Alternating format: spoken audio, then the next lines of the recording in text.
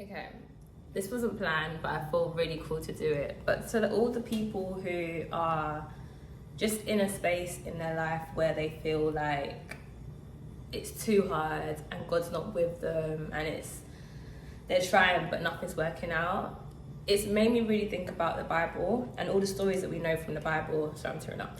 I feel like when we read the Bible, we know the stories of Daniel, we know the stories of Joseph, even Abraham. Like, all these men had promises from God, and they had to like almost look at their reality, live their reality, but still hold on to what God had promised them. With Joseph, it was the fact that he had a dream when he was really young, but his circumstances got worse and worse and worse before they got all the way better. Abraham had a dream when he had a barren wife, couldn't even have children, and God had told him, you're going to have descendants as numerous as the stars. You can't even count the stars. You know how mad that is, to sit in your situation and feel like, and see it, actively live in your situation, but know and have hope and have faith that, nah, but God told me, so I have to believe it. And I think it made me realize that a lot of times, because we know how these stories end, I know that Joseph became essentially the ruler of Egypt underneath the Pharaoh, whatever. I know Abraham did have descendants as numerous as the stars. I know that Daniel did come out of the lion's den. And I think because I know the ending already, I don't actually deep the story.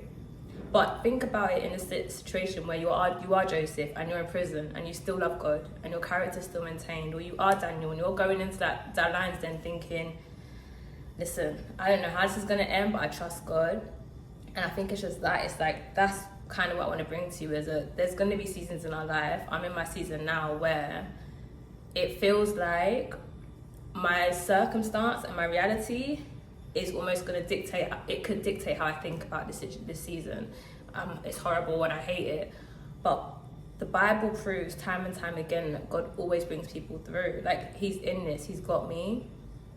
And all of these people, even Jesus on the cross, like, all of these people, all they knew was God loves me enough. God loves me the way that God loves me. I know he's going to come through for me. He wouldn't just leave me here. And the stories that we know and how they ended is proof that, like, God's in it. He's writing your story. And to be completely honest, everybody in the Bible who is someone who inspires me, or is someone, their walk was not easy. It's not linear. It's almost like these men or these women had to go through things that shaped them into the people they are, who shaped them into the apostles that we look at today and we read, and we're enamored and like just in love with their stories.